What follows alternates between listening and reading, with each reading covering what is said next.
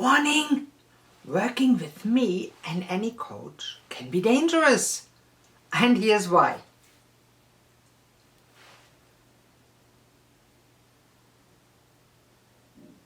Okay, I got you with this hook, right? You clicked on the video, wanted to know more.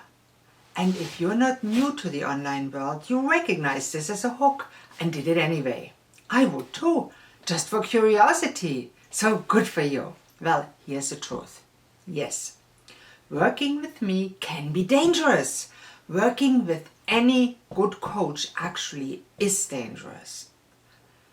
To your ingrained self-defeating thoughts and belief patterns. To the survival of old habits and behaviors that don't serve you any longer. To you feeling not good enough, feeling like a failure. And to you living oblivious to your highest potential. But working with me can be hilarious too. Sometimes I have fun with my clients. We crack a joke. We laugh together. We chuckle when we discover how silly the tracks are that our train of thoughts run in and the ruts where our brain can get stuck. And how liberating it is to finally get unstuck. How truly ridiculous it seems when we look at our own thinking pattern and feelings in a detached way, kind from a higher level, and examine them for what they are. Utter nonsense sometimes, wonderful at other times, fleeting at best, clouds blowing in the sky, as the mindfulness teachers will tell you. Sometimes all we can do when we look at our own self-image, reflected in the mirror of another human being that gets us, that understands where we are, who has been there too, who doesn't judge, is chuckle. And suddenly we start seeing this reflection of us and ourselves as humans in a different light. Instead of feeling scared, sad, guilty, or even disgusted, our reflection in this world becomes, well, kind of weird, different. And yes, more and more we recognize that this weirdness is beautiful and deserves our love. A light comes on, a first sparkle is ignited. This is the moment when we suddenly recognize how utterly ridiculous life really is. How utterly ridiculous we are to take our life so serious, to be scared of every little obstacle that's thrown in our way, to worry about things that haven't even happened yet. And how beautiful and sacred we are at the same time.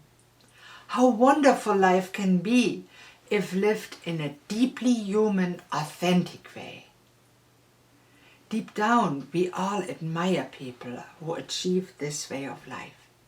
Great philosophers and great people of the past and present often didn't do. And I suspect, since you are still watching this, you are striving to get there too. At least a bit. I sure do. We call this personal growth, personal development, self-help, self-development, and many other terms. It's a journey, the journey of life. Ah, the wonderful expressions of language. One of the best expressions of this growth process in literature is, in my experience, a little book by Hermann Hesse, Siddhartha. It's a short read, not many hard words, even if English language is not your forte or, like myself, it is your second language. If you haven't read Siddhartha yet, I recommend you do. And if you have, let me ask you one thing. Do you remember what the river did when the old man Siddhartha, towards the end of his life, sat next to it and reflected deeply on it?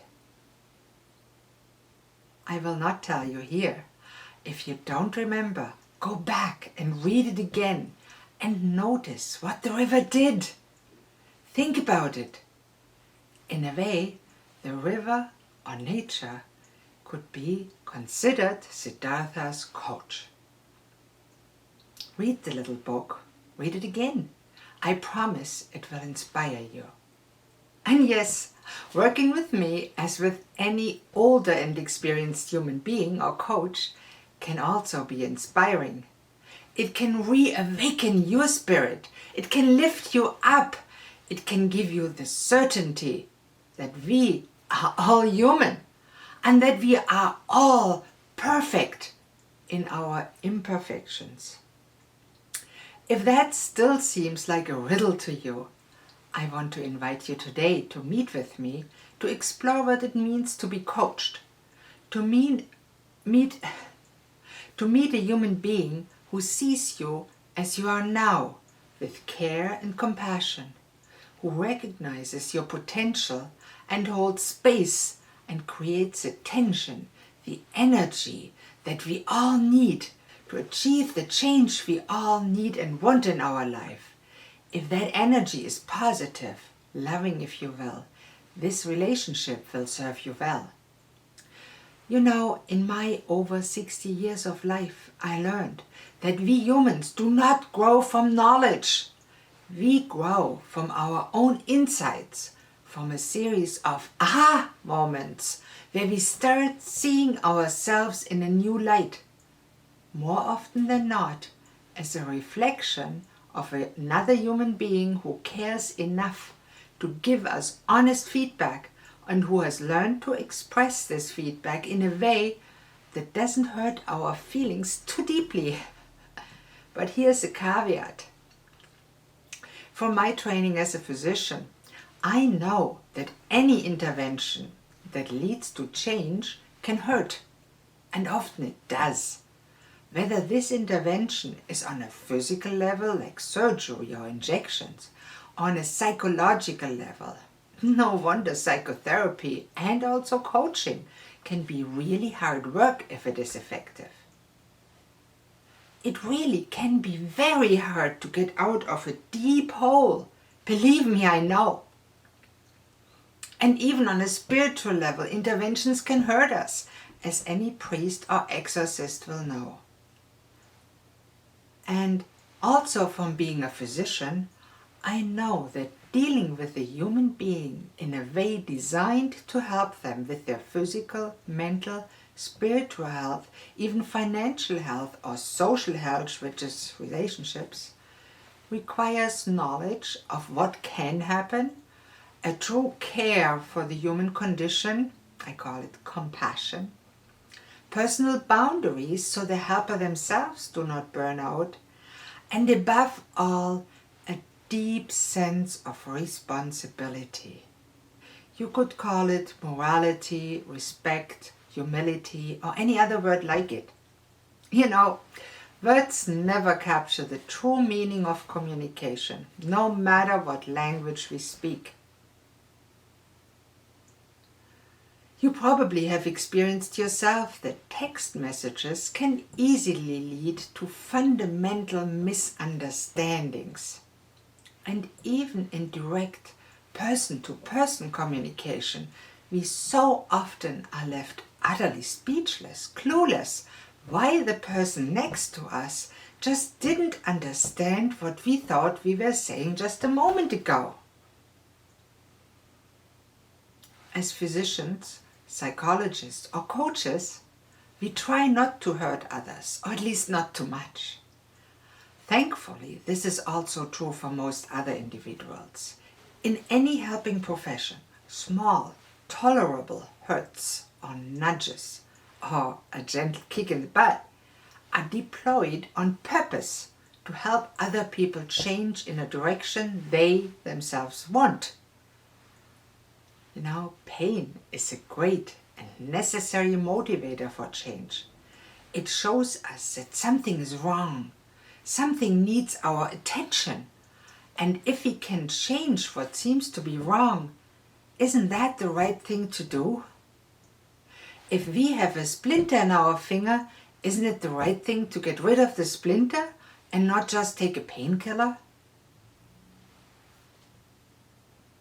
There are methods to help people get rid of their emotional or psychological splinters too, that cause pain. Good doctors, psychotherapists, and even good coaches can help you do so. But beware. Ruthless people, politicians, propagandists, and even some thoughtless advertisers have used these same techniques in a way that can deeply mislead and hurt individuals, drive the splinter in even deeper, so to speak. History tells many of these tales in all parts of the world. In any helping profession, trying to help others to change themselves, but even generally as humans, even in normal relationships, we end up hurting other people and we will get hurt ourselves. Thankfully, we humans have an innate ability and tendency to heal. Sometimes we need another human being to help to do so, or to get there faster. So, here we are again at my initial warning. It truly can be dangerous to your comfort zone to work with a coach like me.